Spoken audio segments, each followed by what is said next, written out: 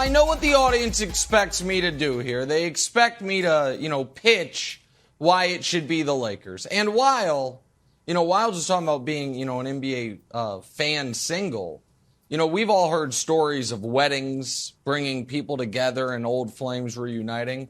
Well, I should mention one of the people in that video we just saw, the Kyrie LeBron video lurking in the background, was Kevin Love.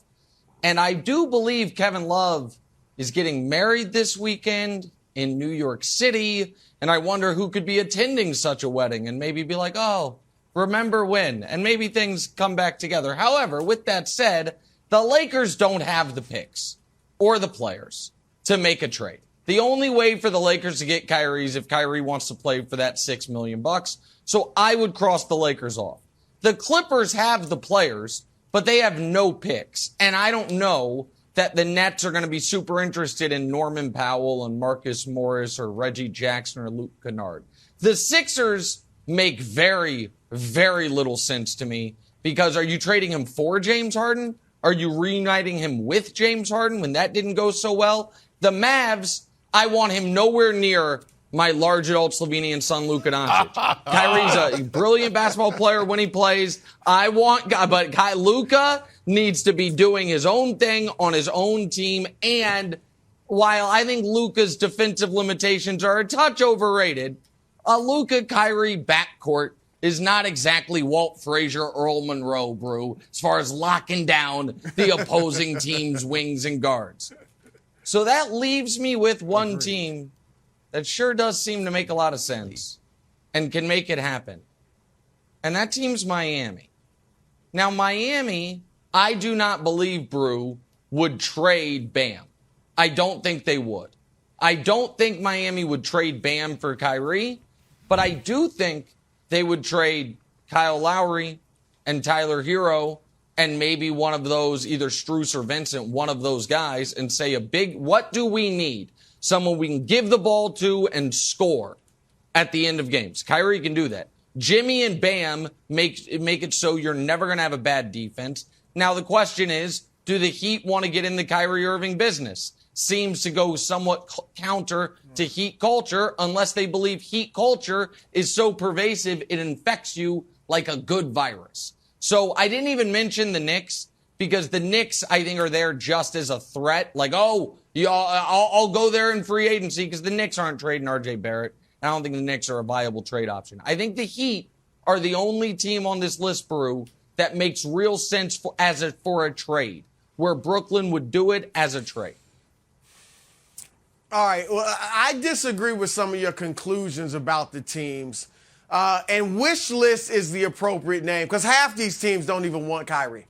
All right, real talk. He could narrow it down to like two teams. Real talk. I was texting with someone that works for one of the teams yesterday. You want Kyrie? No. It was the fastest return text I've ever gotten. All right, and then What do you think of his wish list? Tomfoolery and wishful thinking. That's what was the answer. I don't think some of these teams want Kyrie. Yeah. Brew they said tomfoolery. With a 70-year-old. All right, look. Well, let's Dallas. Try to narrow it down. Dallas. Let's start with this list, Nick. Dallas. Yeah. I hear you. All right. Here's the problem. You mentioned the defense and all that. I bet. I don't know. Kyrie hasn't told me this, but I bet he thinks he's better than Luka. That's a problem. 100%. That's a problem. So 100%. I agree with you. You don't want him near Luka. All right. The Knicks. You're mad because you think the Nets are disrespecting you? You're the Knicks' third choice at best. They wanted Jaden Ivey. Then now they want Jalen Brunson. You might be next on the list if they can't get Brunson. So they're disrespecting you. Take them out. The Clippers. I don't think they want you. They didn't want you in 2017. They wanted you if they could get Kevin Durant, but they didn't want Kyrie by himself. I doubt they want him now. And if they did want him, if I'm the Nets, my conversation starting with Kawhi for Kyrie. Oh, okay. Paul George for Kyrie. So that's not happening. The Heat. Kyrie and Pat Riley would be fist fighting within 3 weeks. They be fist fighting within 3 weeks. LeBron, they didn't change heat culture for LeBron James, who was delivering championships. And LeBron got tired of heat culture. I don't think that wasn't a part of why he left. They did soften it for Lowry, though. They budged a little for Lowry. He didn't pass those body count tests. They budged one part. And again, if I'm the Nets, I want Bam, maybe Bam and Tyler Hero. I need something that's going to keep KD there. All right, so would I do Bam and Kyle Lowry? Maybe. But I don't think that makes – I know Pat Riley loves the talent, but I don't know that he wants Kyrie. All right, and then here's the two, Nick. I'm going to go Philly. I agree. Do you reunite? Do you trade Harden for Kyrie? I wouldn't. I don't know if I'd hate that if I'm Brooklyn.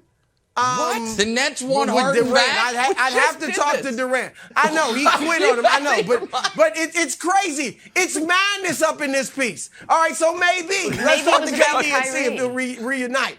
All right, but then, what about Tyrese Maxey and Tobias Harris? If Harden's open to a reunion, maybe. Let me see what KD thinks. And here's the Lakers. Now, Nick, you're right. There's no sign and trade there. But this is why the Lakers are emerging as a real threat. We know Kyrie would have to go there, Wilds, for the $6 million mid-level exception as a free agent. No sign and trade. It had to be a free agent, right? Next summer, after this season, the Lakers only have Anthony Davis and THT on a player option under contract. Even if LeBron signs on for a max deal, they will have the money, even though they won't have Kyrie's early bird rights, they'll have the cap room to just sign him to a big deal. And I'm sure that's a part of the discussions with Kyrie and, let's just say, the people that are trying to get him to the Lakers. So it's still a risk because maybe he gets hurt next season and they don't end up signing him. But that makes it a little more palatable to Kyrie to go there for just $6 million. So I broke down his list. There it is. I focused my wish list, Kyrie's wish list, on what I think he's motivated by. And I think I have 2/3 of it figured out. With 1/3 of it, and I'll throw it to you, Nick, I'm still totally confused.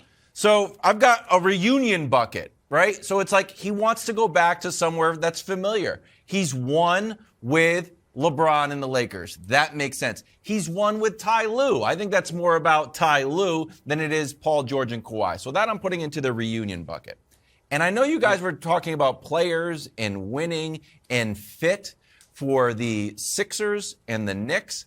Man, I don't think it's about that at all. I think it's, you know what? If he could play for Seton Hall, if he still had eligibility, he's like, you know what? Putting Seton Hall on the list. I'm putting the Westchester Knicks on the list.